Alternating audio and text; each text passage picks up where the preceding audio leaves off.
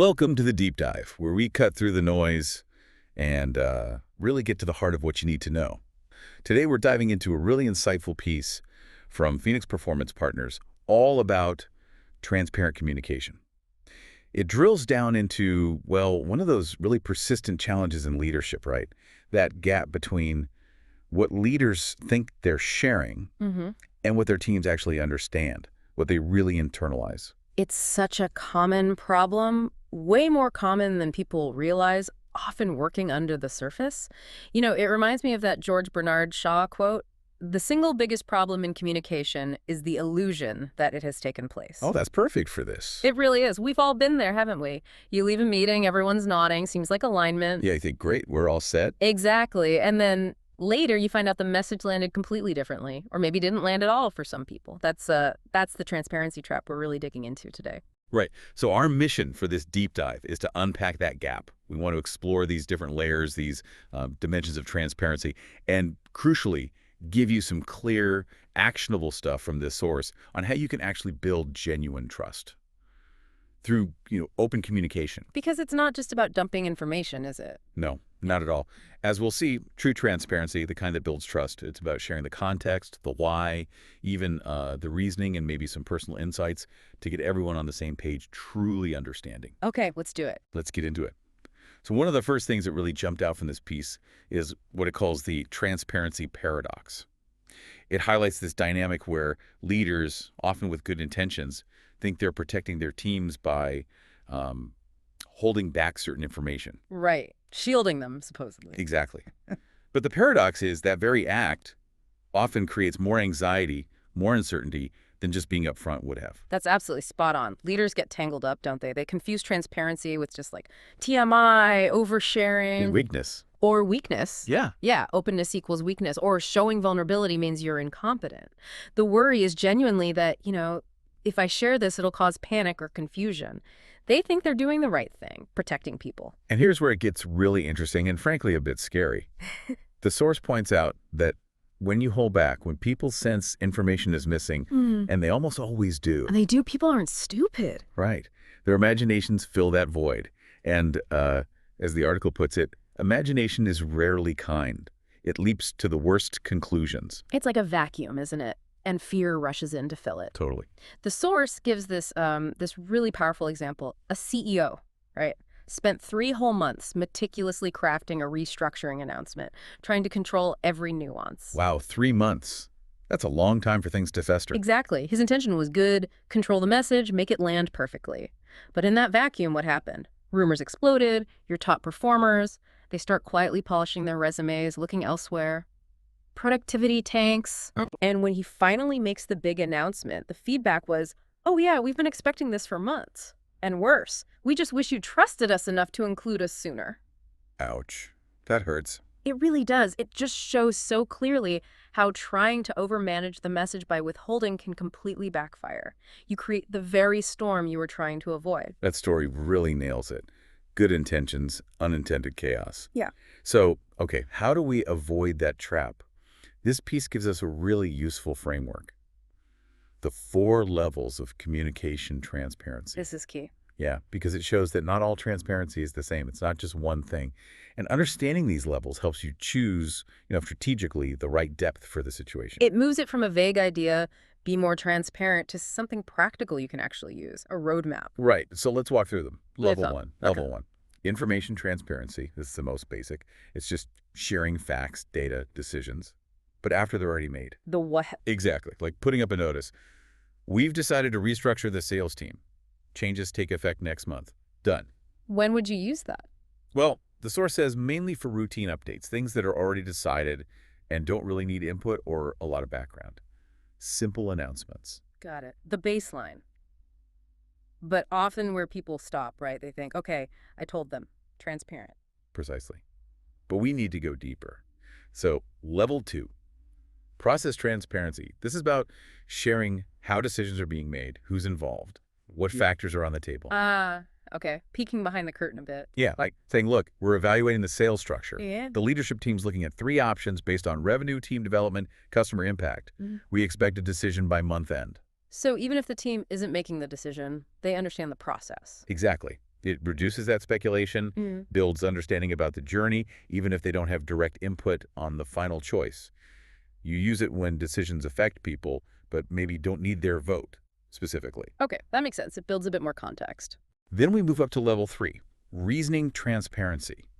This is where I think you really start building significant trust and buy-in. This is the why. The why, exactly. Sharing the rationale, the trade-offs you wrestled with, maybe your concerns, the outcomes you're hoping for. Like, we're restructuring sales because the old model isn't scaling.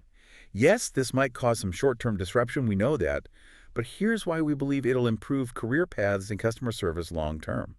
Here are the pros and cons we weighed. Much richer. Much richer. It's crucial for big changes that really impact how people work or how they feel about their job. It helps them connect emotionally, not just intellectually. And then the top level. Level 4, vulnerability transparency. This is the deepest, often the hardest, but maybe the most powerful. Okay. This is sharing the uncertainties, the fears, maybe admitting mistakes, what you're learning as you go. It's being really human. Wow. Okay, give me an example of that. Imagine a leader saying, look, honestly, I'm not 100% sure this restructure will be perfect right out of the gate. Yeah. I am concerned about potential confusion during the switch, and I'm committed to fixing things fast if we see problems. Here's what I actually need from you to help make this work. That takes guts. It does, and you use it carefully. During major change, maybe a crisis, or when trust is damaged and needs serious rebuilding, it's where authentic leadership really shows up. What's so interesting is how they build right from just facts to process to reasoning all the way to like real human connection and vulnerability. Yeah, it's a progression, and each level, used right, can deepen that trust, almost like layers of understanding. Okay, so we have the framework. How does this actually look in practice? You know, in those tricky everyday leadership moments. The source gives some great contrasts here, showing the old way versus the transparent way. Yeah, these are really helpful. Let's look at difficult conversations. Traditional approach, we need to discuss your performance.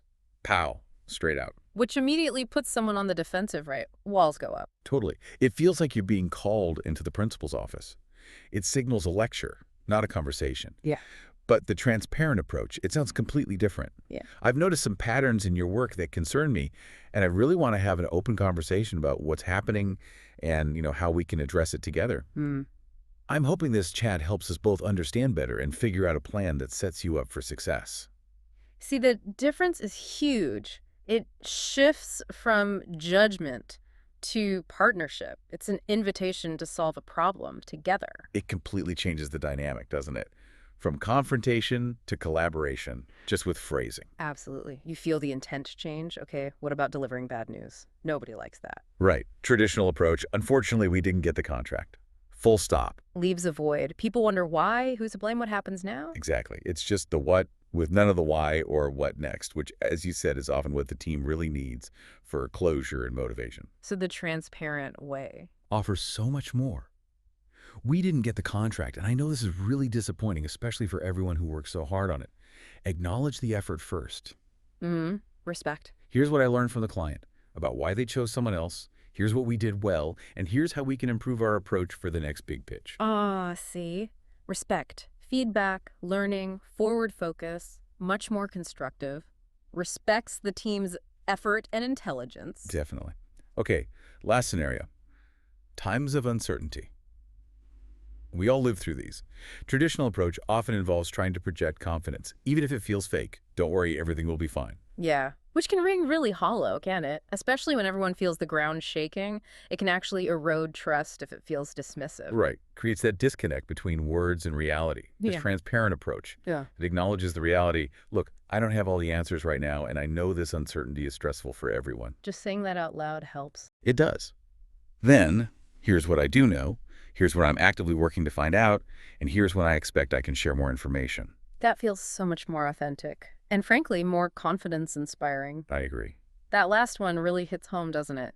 That acknowledging uncertainty, being real about it, actually builds confidence. It doesn't destroy it. It shows leadership through ambiguity. Yeah, you're not pretending to have a crystal ball. Yeah. You're being honest and saying, we'll navigate this together. So pulling this all together, what's the big payoff for leaders and teams who embrace this?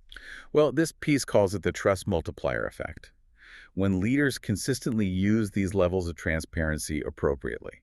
Things change fundamentally. Right. The benefits are pretty clear, according to the research. First, rumors dry up, or at least decrease significantly. Why? Because people have reliable info from the source. Less need to speculate. Makes sense. Less energy wasted on the rumor mill. Exactly. Second, decision quality actually improves. Because when teams understand the why and the broader context, their own decisions and contributions become much more aligned and effective. They see the bigger picture. They can connect the dots better. Yeah. And third, resilience builds. Teams are much more willing to stick through tough changes or challenges when they understand the reasons behind them and feel like they're part of the journey, not just passengers. That why is so powerful for persistence. It really is. But, okay, let's be real. We know this isn't always easy. There are real fears that hold leaders back. Oh, yeah. Definitely. And the article tackles these head-on, which is great. It offers a reality check for those common anxieties. Good. Let's unpack those fears because they feel very real when you're in that leadership seat. Fear number one. Okay. Fear one.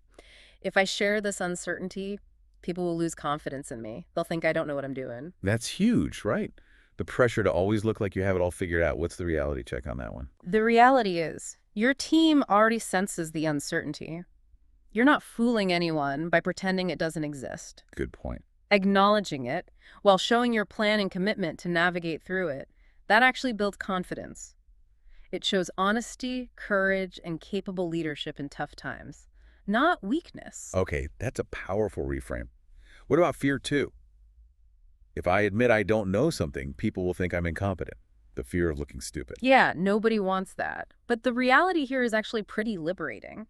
Saying, I don't know the answer to that right now, but here's how I'm going to find out, or here's who we need to talk to.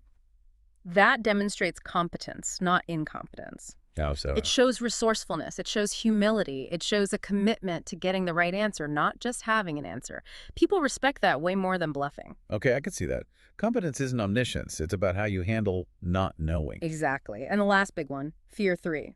If I share my reasoning, people will just argue endlessly. Every decision will turn into a debate club. The fear of opening Pandora's box, basically, getting bogged down. Right. It's a practical concern. But the reality, again, is maybe a bit counterintuitive. When people genuinely understand the why, the reasoning, the trade-offs you considered, they are far more likely to support the decision, even if they don't personally love the outcome. Even if they disagree. Even if they disagree, because they respect the process. They see the thought behind it. It dramatically reduces that passive or active resistance because they feel heard and informed, not just dictated to. They buy into the process, even if the result isn't their first choice. Wow. So sharing more reasoning actually leads to less unproductive argument, potentially. In many cases, yes, because you're building understanding, not just compliance. This whole deep dive into transparent leadership, drawing from Phoenix Performance Partners, it just really hammers home that every single communication, every interaction, it's a choice about trust, isn't it? It absolutely is. Every time you speak or choose not to speak, you're either building confidence or, maybe without meaning to, creating doubt. Your team doesn't need you to have all the answers, to be perfect. They need you to be real, authentic. They don't need you to magic away uncertainty. They need you to lead through it with them, transparently, courageously. And that leads to a really important question for everyone listening, right? For you, think about it. The culture in your team, your whole organization, it's directly shaped by how transparent your communication is, day in, day out. So the challenge is, what truth could you be a bit more courageous in sharing this week? What context could you add that helps your team get the why, not just the what's, maybe? What vulnerability could you model? Showing you don't have it all figured out. That might just give someone else permission to be more open and honest, too. Just think about one specific area, maybe one upcoming conversation or announcement where you could consciously dial up the transparency, maybe using that 4-level framework we talked about. Level 1, 2, 3, or even 4. That's some real food for thought, isn't it? We genuinely hope this deep dive helps you unlock some potential, both in yourself as a leader and within your team. That's all for this deep dive. Until next time, keep learning, keep growing, and keep leading with transparency.